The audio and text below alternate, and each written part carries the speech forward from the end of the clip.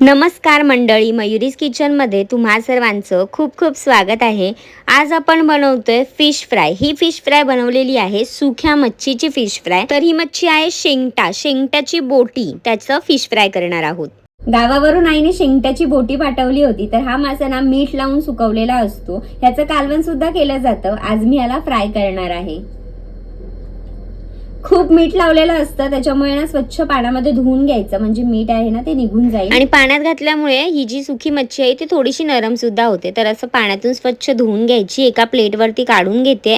ही सगळी मच्छी जी आहे ती आता आपण मॅरिनेट करणार आहोत। मॅरिनेशन करण्यासाठी ह्याच्यावरती लाल तिखट घालायचंय, हळद, कोकम आगळ,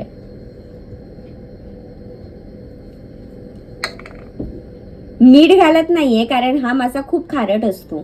ह्या माशाला सुकवतानाच मीठ लावलेलं असतं, त्याच्यामुळे खूप जास्त खारट असतो हा मासा। जेव्हा आपण कालवण करतो तेव्हाही यात मीठ घालत नाही, कारण प्रमाण जे असतं मिठाचं ते जास्त असतं, म्हणून इथेही मी मीठ घातलेलं नाहीये। फिश फ्राय करायला रवा घेतलाय, तांदळाचं पीठ, आणि आता हे सगळं आपण व्यवस्थित मिक्स करून घेणार आहोत। ह्यातही मी मीठ घालत नाहीये, फक्त रवा आणि तांदळाचं पीठच मिक्स करून घेतलंय। आता प्रत्येक जो पीस आहे तो ह्याच्यात व्यवस्थित कोट करून घ्यायचा, एकदम व्यवस्थित घोळवून घ्यायचा आहे, आणि मगच आपण फ्राय करणार आहोत।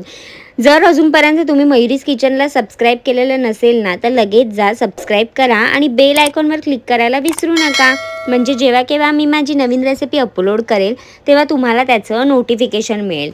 तर आता मी इथे पॅन गरम करत ठेवलंय, त्यावरती तेल घालते चमचाभर, आणि एक एक करून फिशचा जो पीस आहे तो ह्याच्यावरती ॲड करते। मस्त स्लो टू मीडियम हीटवरती आपल्याला हे छान दोन्ही बाजूंनी 5-5 मिनिटांसाठी फ्राय करून घ्यायचं आहे। जसं आपण रेग्युलर मच्छी फ्राय करतो ना, सेमच करायचं आहे आपल्याला। तर इथे बघा 5 मिनिटानंतर हे जे फिश आहे ते बघा कसं मस्त कलर आलेला आहे, सुंदर एकदम खरपूस झालेली आहे। तर खालच्या बाजूनी सुद्धा आपण मस्त अशीच फ्राय करून घेणार आहोत, आणि मग दोन्ही बाजूंनी फ्राय झाली की तयार झाली आपली शेंगट्याची बोटी फ्राय।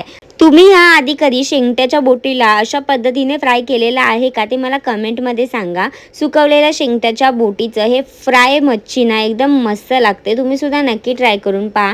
एक काहीतरी वेगळा प्रकार सुकवलेल्या माशाचा, तोही खूप सुंदर लागतो खायला। तर इथे तयार झालंय, भाकरीवर घेते मी। भाकरी आणि शेंगट्याची बोटी एकदम कमाल कॉम्बिनेशन, आणि तेही असं जर फिश फ्राय असेल ना तर हा खूपच कमाल लागते। तुम्ही सुद्धा नक्की ट्राय करा, आणि तुम्हाला माझी रेसिपी आवडली असेल ना तर लाईक करा, शेअर करा आणि सबस्क्राईब करायला विसरू नका। तुम्ही सुद्धा हे नक्की ट्राय करून पहा, आणि निरोगी खा, निरोगी राहा।